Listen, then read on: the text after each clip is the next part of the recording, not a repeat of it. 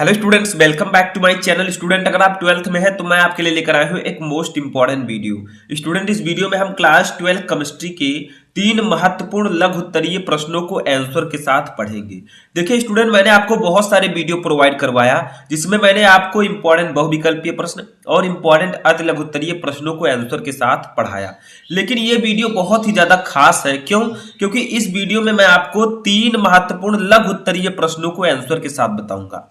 यानी कि जो लघु उत्तरीय प्रश्न आपके बोर्ड एग्जाम में आते हैं 3 से 4 नंबर के, वो मैं आपको इस वीडियो में बताने वाला हूं। देखिए, लघु उत्तरीय प्रश्न आपको कोई नहीं बताएगा आंसर के साथ, तो इस वीडियो को आप लोग लास्ट तक देखते रहे ताकि आप लोगों की तैयारी अच्छे से हो सके और इन 3 क्वेश्चन में से कोई भी क्वेश्चन आपके बोर्ड एग्जाम में आए तो आप उसका आंसर आसानी से दे सके।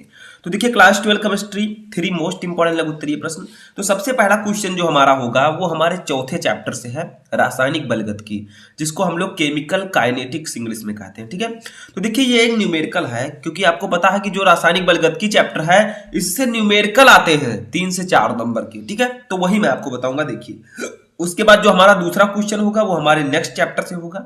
तीसरा क्वेश्चन हमारे पी ब्लॉक चैप्टर से होगा। तो चलिए देखते हैं। क्वेश्चन है कि प्रथम कोटि की अभिक्रिया का अर्धायुकाल 60 मिनट है, कितने समय में अभिक्रिया का 90% भाग पूर्ण होगा। यानी कि एक प्रथम कोटि की अभिक्रिया है जिसका अर्धायुकाल हमें दिया गया। अर्धायुकाल को हम लोग टी हाफ फिर नोट करते हैं। ये हमें दिया गया है 60 मिनट। ठीक है, 60 मिनट है। तो बताइए कितने समय में अभिक्रिया का 90% भाग पूर्ण होगा। तो सबसे पहले हम यहां से वेग स्थिरांक निकाल लेते हैं के। प्रथम कोटि की अभिक्रिया के लिए वेग स्थिरांक का फॉर्मूला होता है टी हाफ के पदों में 0.6932 अपान टी हाफ। ठीक है, ये फॉर्मूला होता है।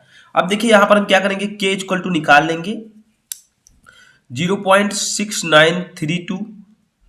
टी हाफ की वैल्यू हमें कितना दिया गया है, 60 मिनट दिया गया। ठीक है, तो हम 60 यहां पर लिख देते हैं। अब देखिए इनको हम भाग दे देते हैं। 0.6932 को आप 60 से भाग देते हैं तो हमारा आएगा 0.01155। देखिए, अब आपको अभी ध्यान से समझना है, कुछ भी नहीं है, ये आप लोग वैल्यू देखकर मत डरिएगा। तो यहां पर जो हमारा वेग स्थिरांक आया वो आ गया 0.01155। ठीक है, मिनट इनवर्स। वैसे तो इसका मात्रक सेकेंड इनवर्स होता है, लेकिन आपका जो टी हाफ दिया गया मिनट में दिया गया है तो ये मिनट इनवर्स आएगा। अब हमें निकालना है कि कितने समय में अभिक्रिया का 90% भाग पूर्ण होगा। तो प्रथम कोटि की अभिक्रिया के लिए एक और फार्मूला होता है। देखिए, प्रथम कोटि की अभिक्रिया के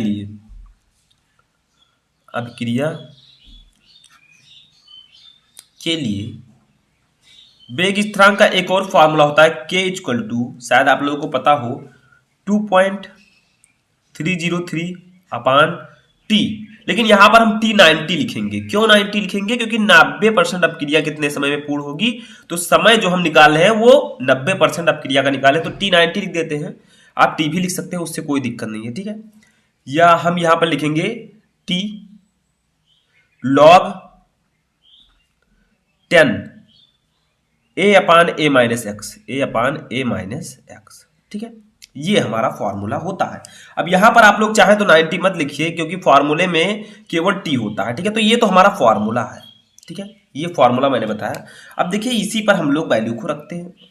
तो देखिए के की वैल्यू हमने ऑलरेडी यहां पर निकाली है, कितना है 0.01155। ठीक है, इक्वल टू 2.303 हम ऐसे रहने देंगे अपान टी 90। अब इसको हम लिख देंगे क्योंकि हमें 90% अभिक्रिया कितने समय में पूर्ण होगी ये हमें निकालना है। ठीक है, तो अब हम क्या लिखेंगे, यहां पर log 10 लिख देंगे, log 10। अब देखिए ए की वैल्यू कितनी होगी बताइए, क्योंकि अभिक्रिया जो है वो 100% होता है। ठीक है, अब 100% में से 90% हमें पूछा जा रहा है कि 90% अभिक्रिया कितने समय में पूर्ण होगी। तो हम जो ए की वैल्यू लिखेंगे वो कितना लिखेंगे, वो लिखेंगे 100। ए का मतलब प्रारंभिक सांद्रता। तो देखिए प्रारंभिक सांद्रता जो है उसे 100% हम लिखेंगे। ठीक है, और ए माइनस एक्स है टी समय पश्चात अभिकारक की सांद्रता। तो देखिए हमें निकालना है 90% का, तो हम 100 - 90 रख देंगे। 100 - 90 इतना समझ में आया। देखिए ए है हमारी प्रारंभिक सांद्रता, क्योंकि शुरुआत में जब अभिक्रिया स्टार्ट नहीं हुई थी तो 100% था, ठीक है, अभिकारक की सांद्रता।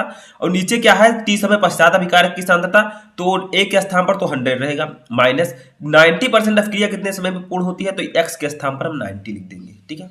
अब इसी को सॉल्व करते हैं, तो 0.01155 equal to 2.303 upon T90 into log 10 ये क्या हो जाएगा 100 अपान 10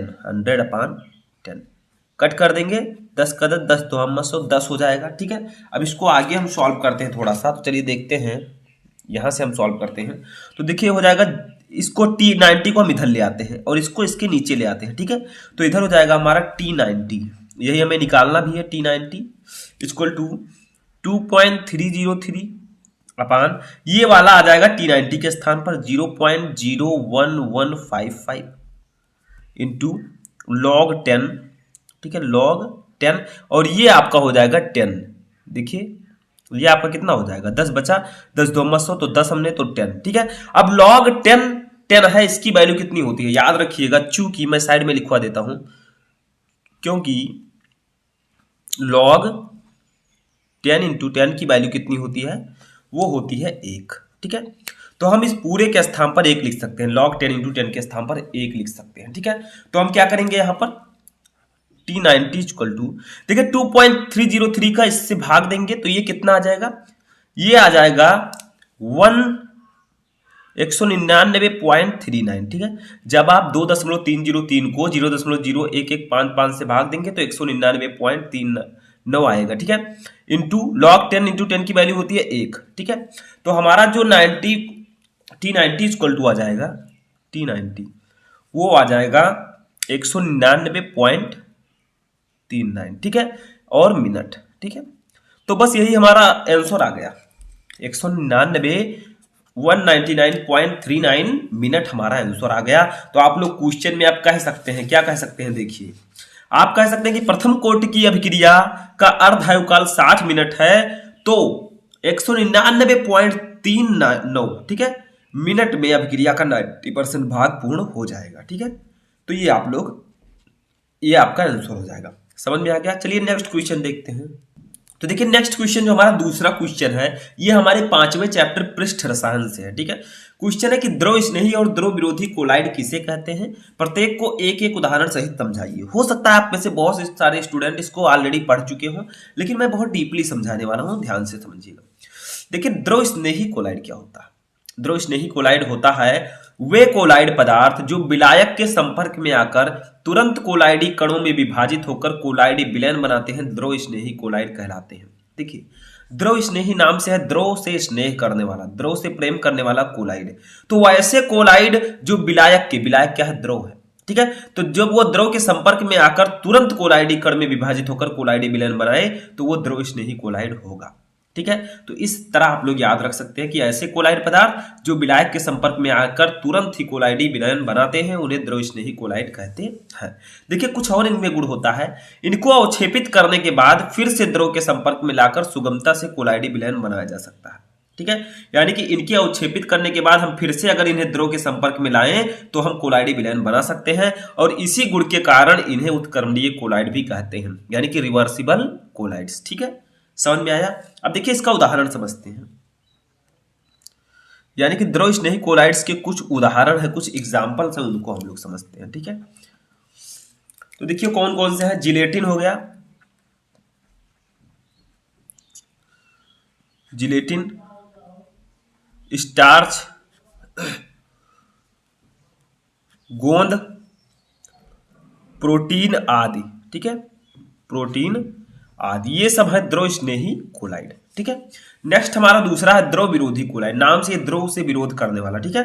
तो देखिए वे कोलाइडी पदार्थ जो विलायक के संपर्क में आने पर सरलता से कोलाइडी विलयन नहीं बनाते हैं, यानी कि द्रव विरोधी कोलाइड ऐसे कोलाइड होते हैं जो विलायक के संपर्क में आने पर सरलता से कोलाइडी विलयन नहीं बनाते, वे द्रव विरोधी कोलाइड कहलाते हैं। द्रव स्नेही में क्या था, वो विलायक के संपर्क में आकर सरलता से कोलाइडी विलयन बना देते थे, ठीक है। इन्हें अवक्षेपित करने के बाद फिर से कोलाइडी विलयन में परिवर्तित करना कठिन है, इसीलिए इन्हें अनुत्क्रमणीय कोलाइड भी कहते हैं, यानी कि इरिवर्सिबल कोलाइड भी इन्हें हम कहते हैं। ठीक है, इसका उदाहरण समझते हैं।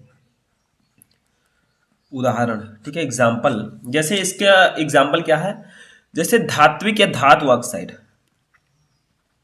धात्विक या धातु ऑक्साइड, ठीक है, ऑक्साइड। उसके बाद में धात्विक हाइड्रोक्साइड, धात्विक हाइड्रोक्साइड, ठीक है। अब धात्विक हाइड्रोक्साइड का एक फॉर्मूला है, यहां पर मैं लिख देता हूं, वो है FeOH का होल थ्राइस, ठीक है। ये भी आपका द्रव विरोधी कोलाइड है। उसके बाद में धातु सल्फाइड, धातु सल्फाइड, जैसे आपका हो गया AS2S3, ये आपका हो गया आदि, ठीक है। ये सब द्रव विरोधी कोलाइड है, ठीक है। यानी कि जो द्रव विरोधी कोलाइड के एग्जांपल्स हैं वो है धात्विक या धातु ऑक्साइड, धात्विक हाइड्रोक्साइड, धात्विक का मतलब फेरिक हाइड्रोक्साइड, जैसे Fe लगा है, ठीक है। उसके बाद में धातु सल्फाइड H2S3 जो है, ये सब आपके द्रव विरोधी कोलाइड है, ठीक है। चलिए नेक्स्ट क्वेश्चन देखते हैं, तीसरा क्वेश्चन। देखिए तीसरा क्वेश्चन हमारा है कि सल्फ्यूरिक अम्ल एक ऑक्सीकारक एवं निर्जली कारक है, इसके एक एक उदाहरण देखिए। यानी कि सल्फ्यूरिक अम्ल जो होता है H2SO4, ये एक ऑक्सीकारक भी है और एक निर्जली कारक भी है। इसका एक एक उदाहरण आप दीजिए, ठीक है, क्योंकि दोनों की भांति व्यवहार करता है। तो फर्स्ट हम देखेंगे ऑक्सीकारक गुण, यानी कि सल्फ्यूरिक अम्ल ऑक्सीकारक के रूप में किस प्रकार काम करता है। तो देखिए, गर्म करने पर सांद्र H2SO4 अपघटित होकर ऑक्सीजन परमाणु देता है और ऑक्सीकारक का कार्य करता है। यानी कि जो यौगिक गर्म करने पर ऑक्सीजन परमाणु दे उन्हें वो समझ लीजिए ऑक्सीकारक का कार्य करते हैं। तो देखिए, गर्म करने पर सांद्र H2SO4 अपघटित होकर ऑक्सीजन परमाणु देता है, इसीलिए ये ऑक्सीकारक का कार्य करता है। जैसे देखिए, जैसे H2SO4 आपका सल्फ्यूरिक अम्ल है, ठीक है, इसको क्या करते हैं, इसको हम गर्म करते हैं, ठीक है, क्या करते हैं, गर्म करते हैं। तो क्या होगा, ये टूट जाएगा, किसमें, SO2 में टूट जाएगा, H2O जल में टूट जाएगा और ऑक्सीजन परमाणु देगा। देखिए, अब देखिए दोनों तरफ बराबर हैं, S एक है, इधर भी S एक है, ऑक्सीजन 2 1 3 1 4 है, इधर भी ऑक्सीजन 4 है, हाइड्रोजन 2 है, ठीक है।